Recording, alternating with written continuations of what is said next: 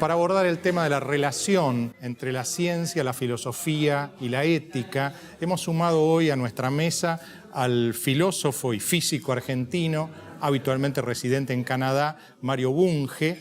Y bueno, creo que es un lujo y una especie de cumbre de la intelectualidad argentina esta reunión. Vamos a los auspicios y enseguida al programa en su formato habitual.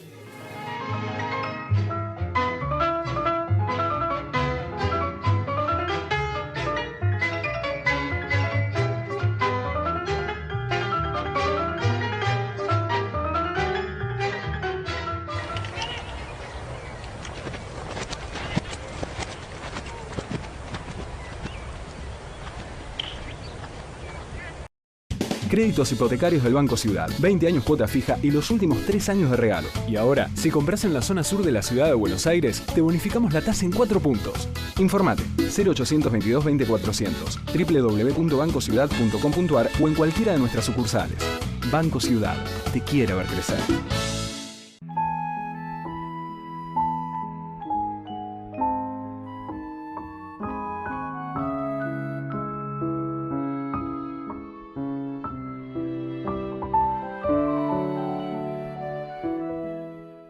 UCES, la excelencia, un compromiso.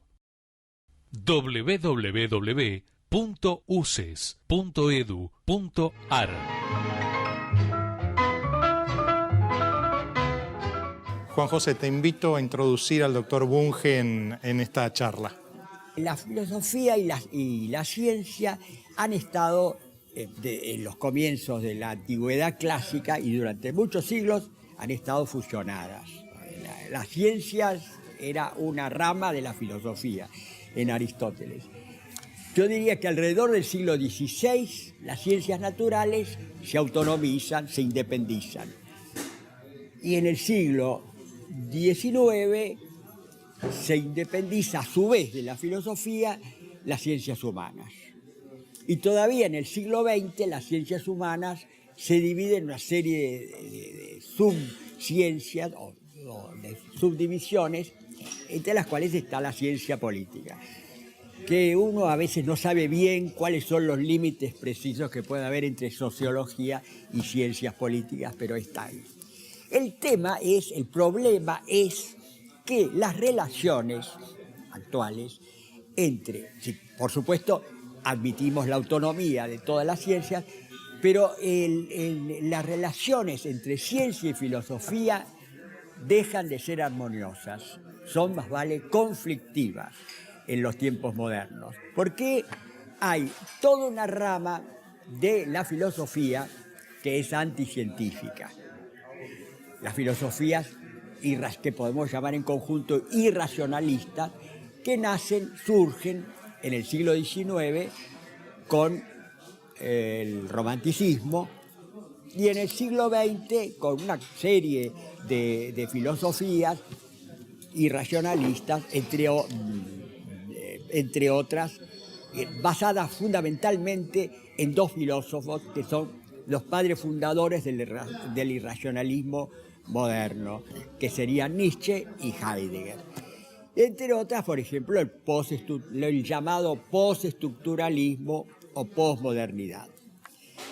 Pero del lado de la ciencia también hay corrientes que son antifilosóficas abiertamente. El positivismo desde ya en el siglo XIX y distintas formas del neopositivismo en el siglo XX, que rechazan directamente el Círculo de Viena, entre otros, que rechazan a la filosofía. Yo creo que ambas posiciones son criticables. Entonces yo creo que básicamente debe haber una complementación de ciencia y filosofía. La filosofía debe estar atenta y observar los resultados de las investigaciones científicas, y la filosofía y la ciencia no puede quedarse sin filosofía, porque de esa manera como que le faltaría un contexto, le faltaría una cosmovisión, que es algo necesario para el ser humano. Bueno, yo querría que usted abundara en esta temática de estas relaciones conflictivas y complementarias entre filosofía y ciencia. Estamos de acuerdo en que la relación ha sido conflictiva, pero no tanto entre filosofía y ciencia, sino entre científicos y filósofos. Porque usted mismo ha dicho, la ciencia no puede evitar plantearse problemas filosóficos, aunque tradicionalmente fueron filosóficos, más aún los está contestando. Por ejemplo, ¿qué es la materia? ¿Qué es la realidad? Son preguntas filosóficas. ¿Qué es el conocimiento? ¿Qué es la mente? Son preguntas tradicionalmente filosóficas que está respondiendo la ciencia. Lo que ocurre es que a partir del comienzo del siglo XIX, mejor dicho, a partir de Kant, ya un poco antes, los filósofos se han alejado tanto de la ciencia que los científicos han dejado de escucharlos. Pero han dejado de escucharlos explícitamente al mismo tiempo que tácitamente han adoptado una cantidad de filosofías. Por ejemplo, los padres fundadores de la mecánica cuántica, sin saberlo, sin quererlo, adoptaron la filosofía kantiana según la cual solamente existen las apariencias, los fenómenos. Eran fenomenistas, al punto de negar la existencia independiente de los átomos y de otros constituyentes del universo. No sabían, que eso ya lo había dicho Kant. Kant en su crítica de la razón pura dice, el mundo es el conjunto de todas las apariencias. Para cada apariencia tiene que haber seres pensantes o seres capaces de percibir, ¿no? En todo caso, es cierto que llegó un momento en que los filósofos, como usted mencionó, empezando por Hegel, aquí tal vez... Ya ellos no estoy tan de acuerdo. Para mí Hegel fue el primer postmoderno. El primero en hablar macanas completas, por ejemplo, en decir que el devenir es la síntesis del ser y de la nada, o en decir que el imán es la corporización o materialización del argumento lógico, cosas así, ¿no? En todo caso... Pero no era anticientífico. A su manera. No era anticientífico como si lo es Nietzsche, por ejemplo, que era antihegeliano. Sí. No, yo creo que Hegel... lo interesante de Hegel es que se ocupó de problemas importantes. No de pavadas como Wittgenstein, sí, ¿no? Claro. Pero se opuso a todas las novedades científicas desde Newton en adelante, a todas, no las comprendió, pero estaba enterado, por ejemplo, de la química moderna, del gran Berzelius, que fue el primero en tratar de explicar la unión química, y lo rechazó, por supuesto. Todas las novedades estaban en contra, pero en todo caso, volvamos. La relación entre la ciencia y la filosofía no solamente no debiera ser conflictiva, sino, como usted dice, complementaria. Pero para eso hay que buscar los fundamentos de la ciencia, ¿no? Yo me he ocupado justamente en toda mi vida, o gran parte de mi vida, en rastrear la fundamentación de la mecánica cuántica y de la relatividad. Mi preocupación ha sido presentar una visión realista moderna, no la de Einstein, que es demasiado clásica a mi modo de ver, en que se viera claramente que las ciencias físicas, de químicas, biológicas, no tratan para nada de los fenómenos. Los fenómenos aparecen acá, dentro del cerebro, no aparecen afuera. Afuera hay hechos objetivos, y aquí aparecen los colores, aparecen las texturas, aparecen los sabores, aparecen los olores que no están en el universo. El universo no tiene olor, no tiene color, etc. Y de esos fenómenos o cuales se ocupa la psicología, ¿no? Y se ocupa en forma cada vez más científica, ¿no? Entonces, me ha interesado eso, y lo mismo en el caso de las ciencias sociales, también me he ocupado de problemas tales que son clásicos, que vienen de Aristóteles. Por ejemplo, Aristóteles en su Política dice, se empieza por el todo. El todo viene antes de las partes, lo que se puede ver que es lógicamente imposible. Las partes y el todo se dan juntas, ¿no? En todo caso, era un totalista Aristóteles, era un totalista o holista, ¿no? Después, en el siglo XVII, aparecen los individualistas como Locke y otros, y que creen que todo empieza con los individuos. son atomistas, etc. Y no reconocen que las totalidades tienen propiedades propias, propiedades emergentes de las que carecen sus componentes, ¿no? Y finalmente aparece el sistemismo, que es la filosofía que yo adopto, que dice que todo el universo es un sistema o un componente de un sistema, y que los sistemas no son lo mismo que sus componentes, ¿no? Doctor Bunge, justamente en esto de los lindes entre filosofía y ciencia, la física, que es una de las materias que usted ha estudiado, trata sobre el tema del espacio y del tiempo, ¿no? Ahí, en el tema del espacio y del tiempo, ¿usted cree que la física resuelve las cuestiones y no es necesaria la filosofía? No. El físico le dice a usted cómo medir o cómo calcular intervalos espaciales o intervalos temporales, pero no le dice qué es el espacio, no le dice qué es el tiempo. Entonces, la tarea del filósofo profundo es responder a esa pregunta filosófica: ¿qué es el espacio? ¿Qué es el tiempo? Yo he propuesto en el tomo 3 de mi tratado una teoría del espacio y del tiempo que se funda sobre el concepto de cosa cambiante. Entonces, el tiempo sería, como en Leibniz, sería la estructura de los eventos, ¿no? O la sucesión de los eventos, y el espacio la coexistencia de eventos, ¿no? Entonces, la física, ya digo, responde a una pregunta bien específica.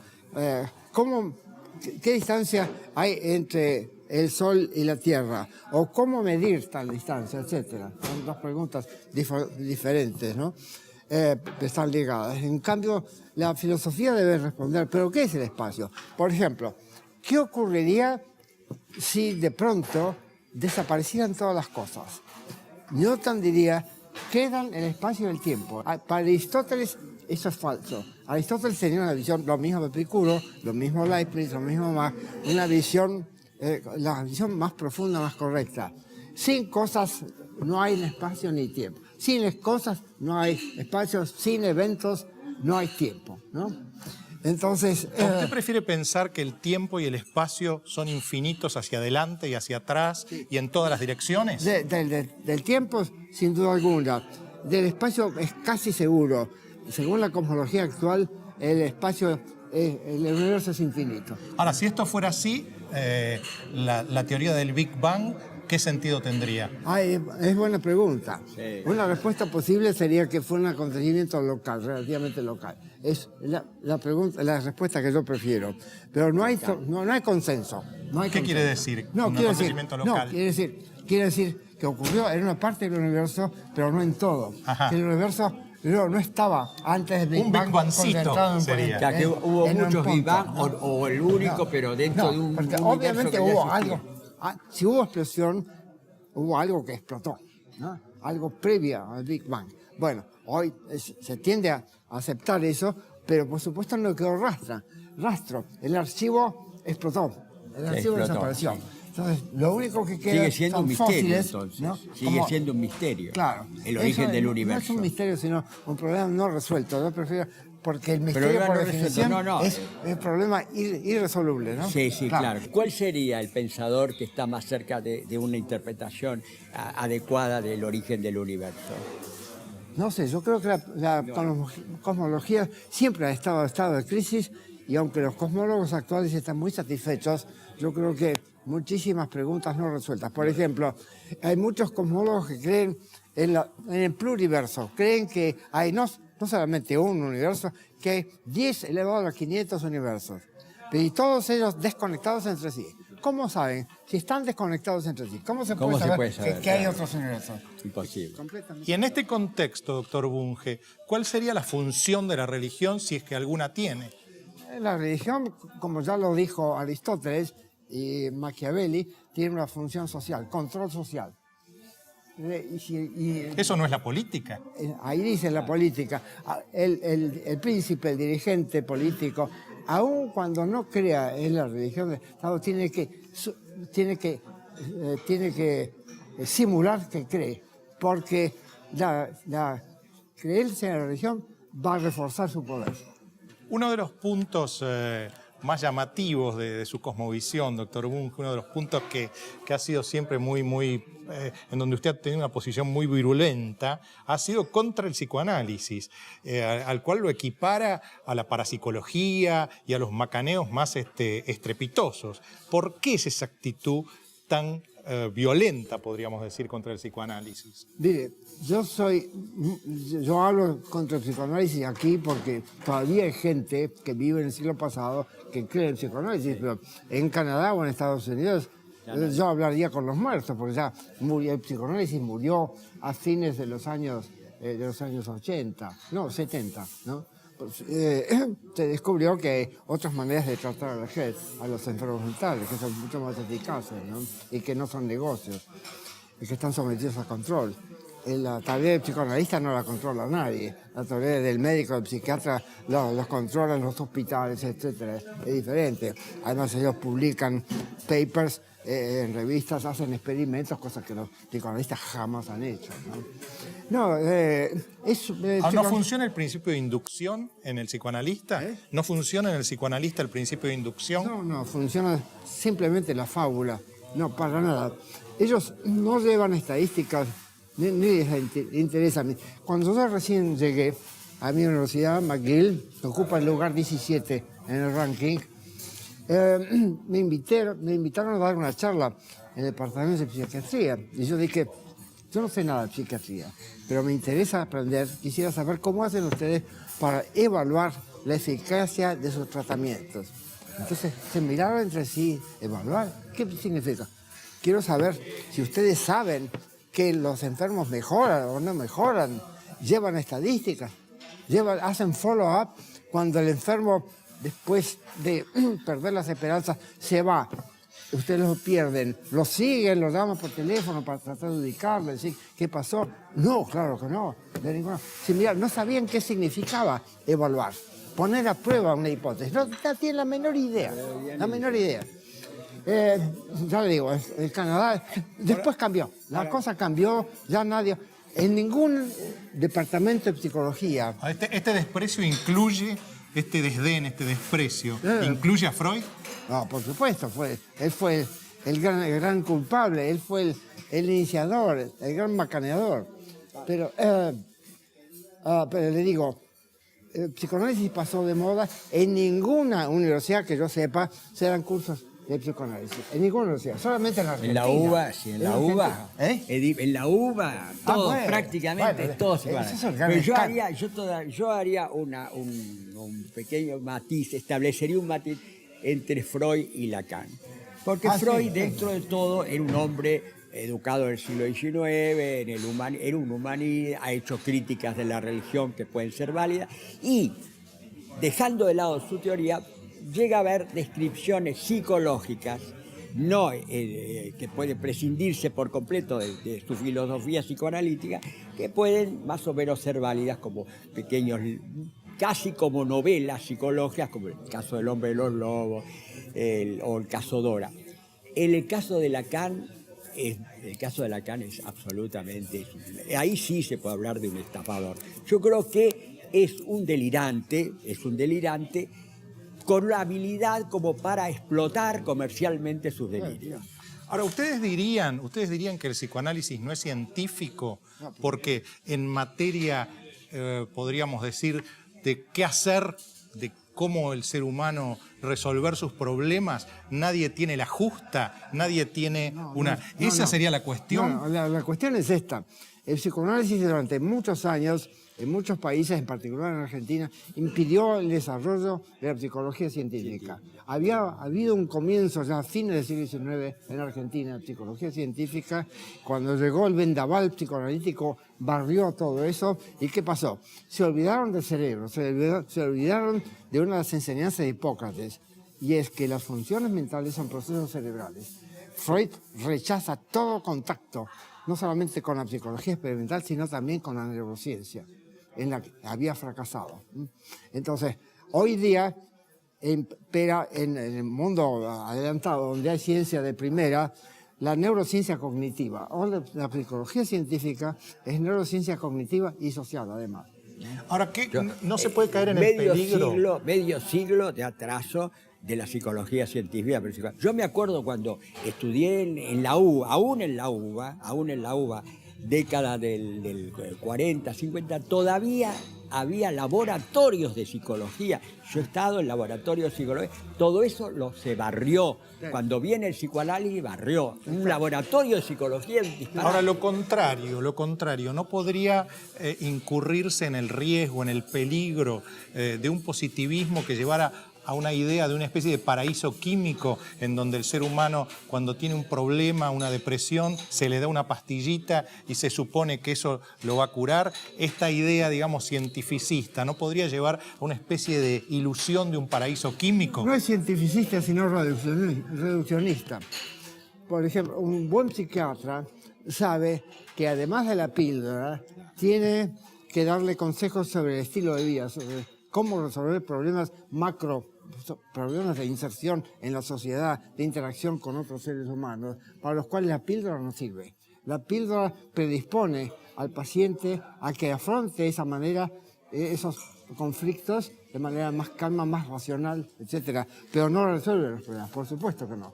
Para eso hace falta la educación del paciente, y si no se ha dado en la familia o en la escuela, tiene que dárselo a un buen psiquiatra. Muchas veces un amigo, incluso un sacerdote, puede darle consejos sobre la manera de conducirse, consejos muy buenos que no tienen nada que ver con la farmacología, ¿no?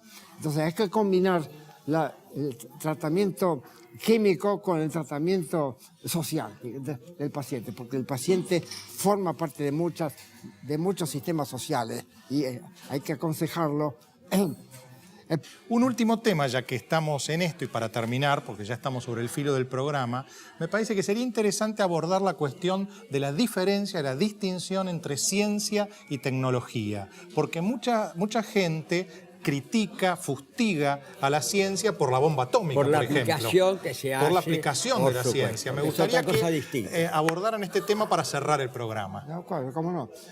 El científico quiere entender el mundo, explorar el mundo, pero no pretende cambiarlo. El técnico, esencialmente, diseña artefactos, quiere cambiar el mundo, quiere mejorar o empeorar. Y artefactos ya sea para vivir mejor, ya para matar mejor, ¿no? En todo caso, las actitudes son totalmente diferentes.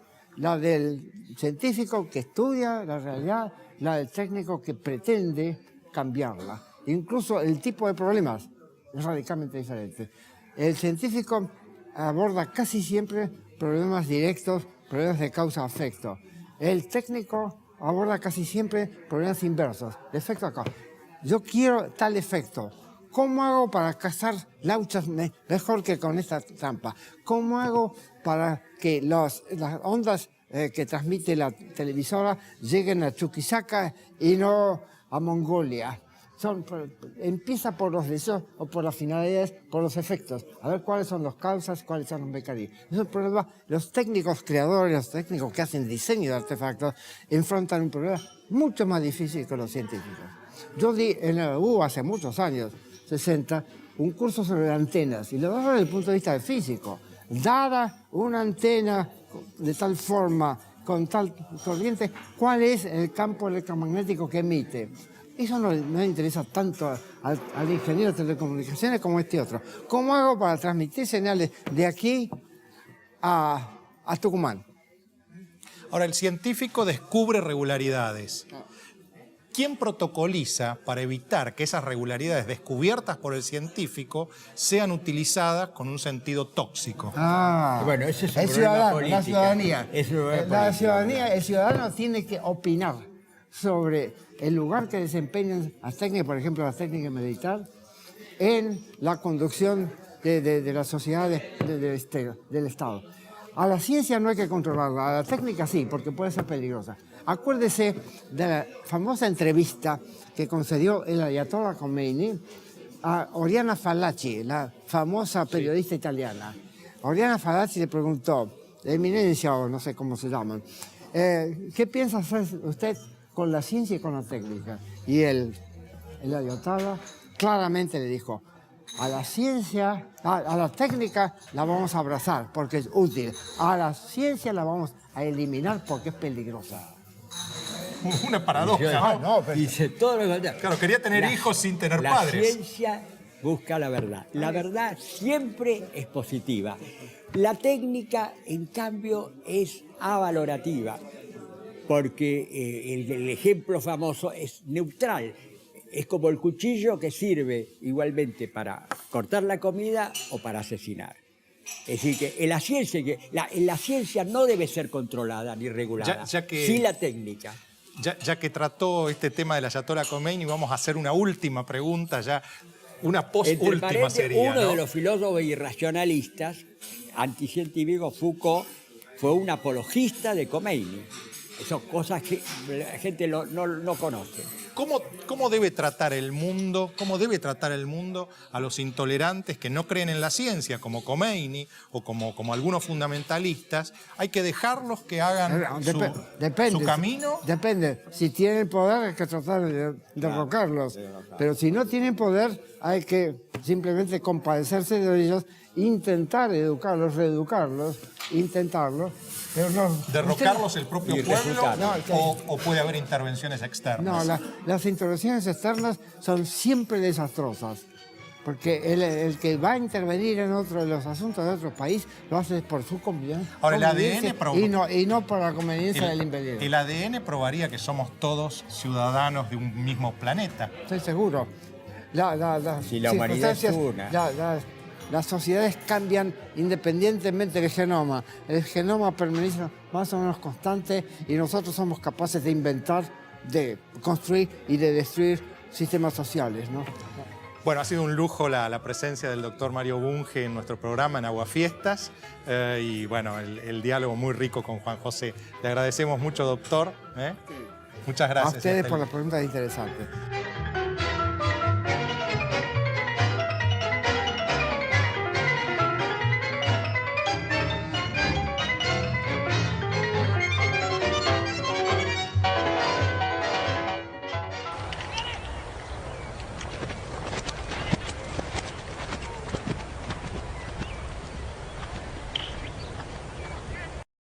Créditos hipotecarios del Banco Ciudad. 20 años cuota fija y los últimos 3 años de regalo. Y ahora, si compras en la zona sur de la ciudad de Buenos Aires, te bonificamos la tasa en 4 puntos. Informate 0822 20 400, www.bancociudad.com.ar o en cualquiera de nuestras sucursales. Banco Ciudad. Te quiere ver crecer.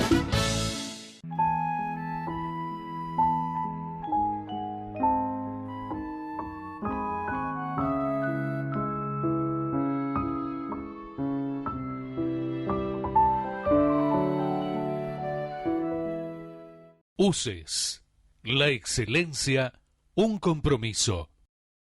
www.uces.edu.ar